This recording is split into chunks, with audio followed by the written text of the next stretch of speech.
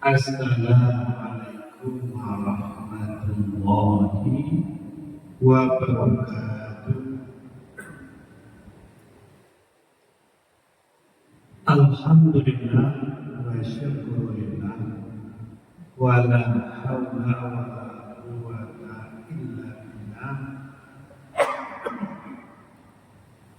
Asyhadu an la ilaha illallah wa asyhadu anna Muhammadar Rasulullah sallallahu alaihi wasallam.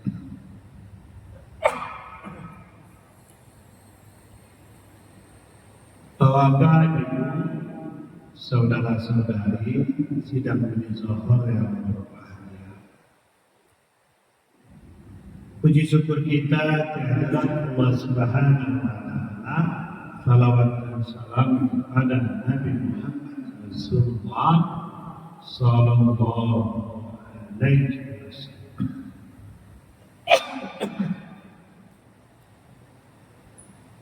Adapun judul pengajian kita pada siang hari ini adalah pemicu seseorang berbuat dosa dan maksiat. Kita lihat kejadian akhir-akhir ini, di antaranya perbuatan para koruptor. Gajinya sudah besar, pangkat sudah tinggi, kehidupan sudah mewah, tapi masih terpancing untuk berbuat maksiat, berbuat salah. Kira-kira apa pemicu? Dibilang tidak punya ilmu, rata-rata yang koruptor itu orang-orang yang berilmu, para intelek. Yang jelas, yang pertama pemicunya adalah afara'aita man ittakhadha ilaha hawa. Tidakkah kau perhatikan banyak manusia ini yang dipertuhankan oleh hawa nafsu, yang memperturutkan keinginan.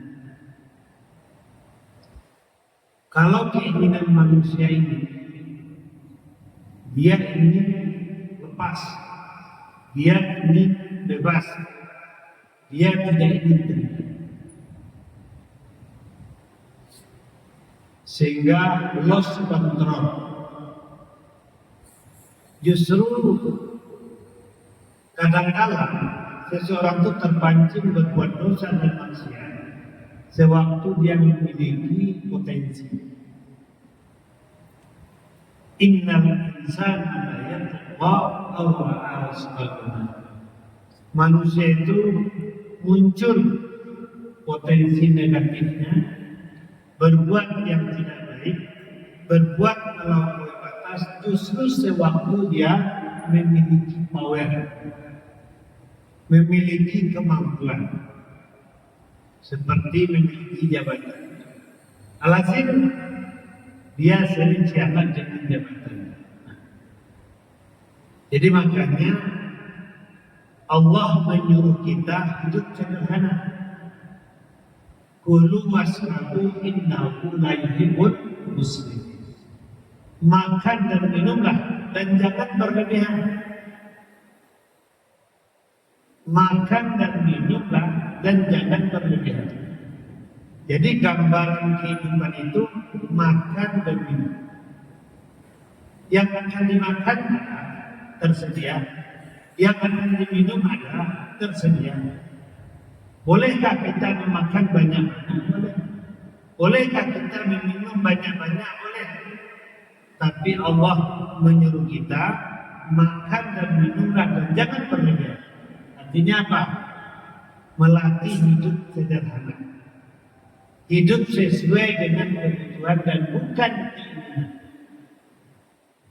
Kalau keinginan Di antara sifat manusia itu, andaikan dia punya satu gula emas, dia pilih dua. Apabila dia sudah dapat dua, dia pilih tiga. Apabila dia sudah dapat tiga, dia pilih empat. Itulah manusia. Jadi makanya, kenapa perlu iman, kenapa perlu agama, menakar keinginan itu. Nah, sementara manusia ingin melepaskan keinginan itu. Harta ingin banyak, kedudukan ingin tinggi, fasilitas dunia ingin melimpah. Pada dasarnya cinta kepada dunia itu tidak salah, bahkan itu fitrah manusia.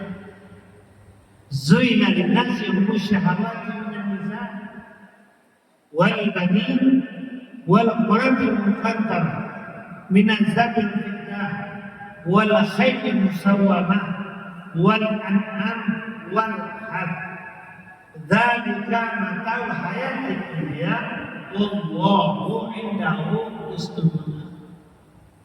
Allah yang memberikan rasa itu, Allah yang memberikan syahwat itu, Allah yang memberikan keinginan itu, sehingga dia suka kepada wanita, suka kepada anak-anak, suka kepada harta benda, emas dan perak, suka kepada barang-barang pilihan, suka kepada ternak, suka kepada salawat. Itu fitrah manusia. Tapi di belakang itu ada sedikit pengingat. Wahai manusia, kesemuanya itu adalah harta benda di dunia.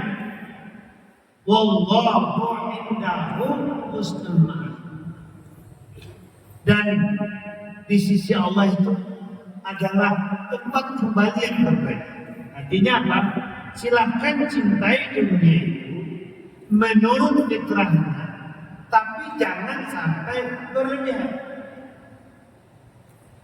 Jadi bagaimana kecintaan kita kepada dunia itu tidak menjadikan kita menjadi yang mulia. Jadi bagaimana kita memang mencintai dunia itu, kita menjadi orang yang mulia. Jadi silakan cintai dunia itu sekedarnya yang akan mengantarkan kemuliaan kita kepada Allah Subhanahu wa Ta'ala. Tapi yang terjadi sekarang coba seperti yang OTT yang baru-baru ini, gajinya sudah besar, pangkatnya sudah besar, harta yang dilaporkan hanya 18 miliar, tapi temuan di atas 500 miliar. Kalau pun harta itu ada, kira-kira itu apa? Kalau bagi orang yang beriman, makin banyak harta, makin punya alat beribadah. Tapi bagi orang-orang yang tidak beriman, makin banyak harta, makin melalaikan dia kepada Allah. Jadi makanya Allah berpesan kepada kita, la tulikum amwalukum wa la auladukum an dzikrillah. Jangan sampai hartamu dan keluargamu melalaikan hal kepada Allah. Jadi Allah berikan rasa cinta kepada dunia, rasa cinta kepada harta, agar kita menjadikan harta dan dunia itu sarana untuk mendekati Allah. Tapi yang terjadi apa? Sarana untuk menghalangi kita untuk ingat kepada Allah Subhanahu wa Ta'ala. Akhirnya bagaimana? Menghalalkan segala macam cara. Jadi memang di antara penyebab manusia celaka itu adalah allazi jama'a malahu wa addada yahsabu anna malahu akhlad. Jadi ada sebagian manusia yang suka mengumpulkan harta. Seakan-akan harta itu yang dia kumpulkan itu akan dekat dan akan menolong dia. Jadi kita memang terbius dengan dorongan hawa nafsu. Jadi penyebab pertama, manusia ini terjebak dengan perbuatan dosa karena memperturutkan keinginan, memperturutkan hawa nafsu. Padahal di antara kelebihan manusia, Allah berikan hawa nafsu, cuma harus diatur sesuai dengan porsi yang ada. Lalu yang kedua, karena memang tipu daya iblis, tipu daya. Memang setan sudah berjanji kepada Allah. Qala rabbi bima waitani la uzayyana lahum fil ardh wa la ajma'in illa ibadaka minhumul mukhlasin. Ini ikrar iblis kepada Allah.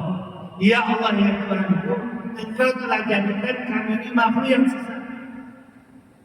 Kami berjanji akan menyesatkan manusia ini. Kami akan jadikan manusia ini memandang baik perbuatan maksiat.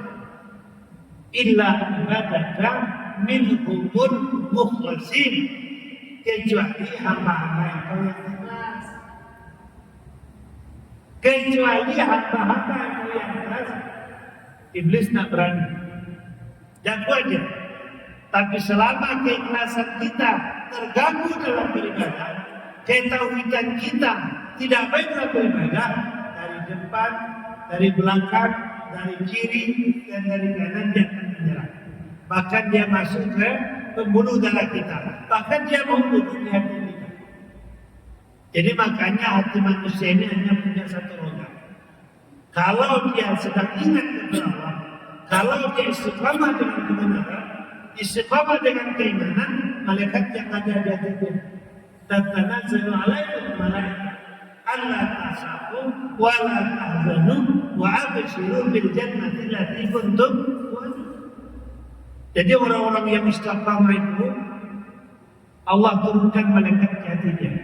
Duduk malaikat di hatinya. Sehingga malaikat membisikkan kepada dia, jangan takut, jangan cemas, gembirakan mereka dengan surga yang telah dijanjikan Allah. Tapi kalau yang apabila kita jauh dari keimanan, jauh dari zikrullah, maka yang ada di hati kita itu adalah iblis. Nah, itu yang menimbulkan rasa takut, itu yang menimbulkan rasa was-was, itu yang menimbulkan rasa cemas. Alhasil bagaimana? Akhirnya dia berbuat sesuai dengan dorongan hawa nafsu yang dikomandoi oleh setan tadi. Jadi makanya kita tidak boleh mengosongkan diri kita dari itu. Wala takunu kalladzina nasyu'u fa'ansahum anfusahum. Janganlah kalian seperti orang-orang yang melupakan Allah. Karena orang yang lupa kepada Allah itu akan lupa terhadap diri mereka sendiri. Jadi orang yang tidak ingat kepada Allah, orang yang putus zikirnya kepada Allah, alhasil hatinya tadi ditempati oleh setan. Hatinya tadi ditempati oleh iblis. Itu yang menimbulkan rasa was-was, itu yang menimbulkan rasa cemas, itu yang menimbulkan rasa takut, itu yang mengakibatkan dia ragu akan mendapatkan surga Allah Subhanahu wa Ta'ala. Jadi makanya zikir tidak boleh putus-putus. Istiqamah ini selalu kita jaga, sehingga yang ada di hati kita adalah malaikat, dan dia senantiasa memiliki keberanian, hilang kecemasan, dan yakin akan mendapatkan ridha Allah, dan yakin akan mendapatkan surga dari Allah Subhanahu wa Ta'ala. Jadi makanya jaga iman, jaga zikrullah, sehingga kita mampu mengendalikan hidup kita tanpa bisikan dari iblis atau atas. Ini yang kedua. Jadi penyebab seseorang berbuat salah dan berbuat dosa karena memang tipu daya setan. Lalu yang ketiga, kenapa manusia berbuat salah? Ini kata Rasul, agama seseorang itu dia sama teman. Jadi pengaruh pertemanan, pengaruh lingkungan. Dan sebagaimana ungkapan Febri Adriansyah itu, ya, ini barang siapa ini? Harta yang dilaporkan 18 miliar, tapi temuan 500 lebih miliar. Ini harta ini ada yang punya. Coba terjemahkan. Ini harta ini ada yang punya. Berarti memang korupsi ini tidak bisa sendiri. Tidak ada istilahnya orang melakukan kejahatan itu sendiri. Dia kecuali dia mencuri ayam, mencuri telur, dia kan selingkuh bisa sendiri. Tapi kalau sudah miliaran, ini sudah jelas. Dari kalimatnya jelas, jempol dia. Ini ada yang punya. Rupanya ada komika salah satunya. Sebenarnya saya yang punya. Rupanya menyesal juga dia jadinya jumpai teman malam. Jadi akhirnya dia berbahagia. Jadi jelas sekali bahwasanya seseorang itu terjebak dengan perbuatan dosa dan maksiat, salah memilih teman, salah memilih lingkungan. Kita akan merasakan dalam kehidupan syariat. Jadi makanya pepatah orang Minang itu apa? Jalian-jalian katakan mandi. Yang pertama kasih akan pantai. Jalian-jalian kawan kanti. Yang pertama jalian akan pandai. Ya kan? Jadi memang tidak bisa dikali orang-orang baik apabila berteman dengan orang yang tidak baik, lama-kelamaan menjadi tidak baik. Itu nyata. Jadi makanya kalau teman itu tidak akan mungkin kita ajak kepada kebenaran, teman itu tidak akan mungkin kita nasihati, apa kata Rasul? Tinggalkan. Jadi kalau sudah membawa kepada kemungkaran, sudah membawa kepada kemaksiatan, itu bukan teman kita lagi. Kita disuruh meninggalkan, kecuali kita mampu mengajak dia kepada kebaikan. Kalau berteman itu kan dua saja. Kalau kita mengajak dia kepada kebenaran, pasti kita yang diajak untuk membuat kejahatan. Ini kenyataan yang ada. Jadi lingkungan dan pertemanan akan menyebabkan seseorang menjadikan perbuatan-perbuatan yang jahat dan maksud itu menjadi kebiasaan di dalam kehidupan sehari. Jadi akhirnya jemaah yang berbahagia, makanya kita senantiasa menjaga diri kita selalu zikrullah, jaga keimanan kita, istiqomah dengan kebenaran sehingga kita selalu berada pada shiratal mustaqim. Banyak maaf wabillahi taufiq wal hidayah. Assalamualaikum warahmatullahi wabarakatuh.